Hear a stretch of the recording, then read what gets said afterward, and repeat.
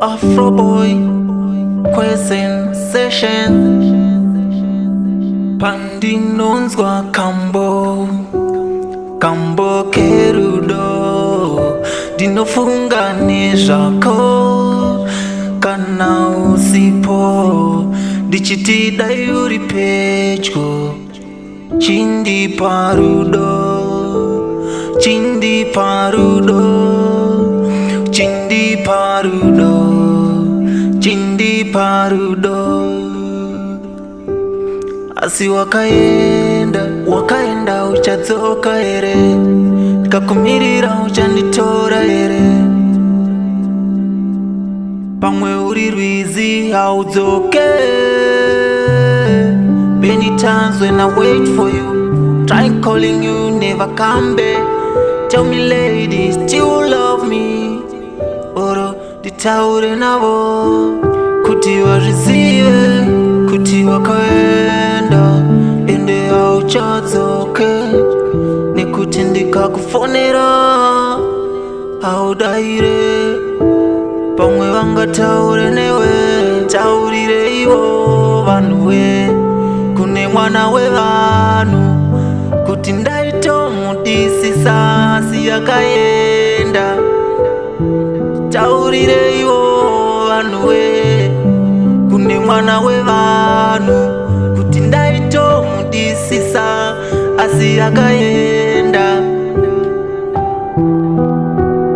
Nditaurire ivo, nditaurire ivo, nditaurire ivo.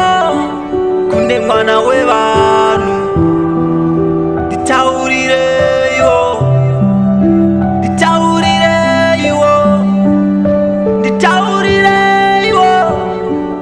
Kune mwana wevanhu, kuti ndaitomudisisa asi yakaenda. Dai zvaibvira wandipawo nguva kuti nditsanangure zviri mumwoyo mangu, kuti ndaitokudisisa asi wakaenda. Dai zvaibvira waindipa nguva kuti nditsanangure zviri mumwoyo mangu, asi wakandisiya ndiri ndega ndichichema. Pamwe uri rwizi haudzoke, pamwe uri ruva muuya kamwe, mvura yemubvumbi. Asi neiko uchinaya kamwe mumwoyo mangu. Taurire ivo vanhuwe, kune mwana wevanhu, kuti ndaitomudisisa asi yakaenda.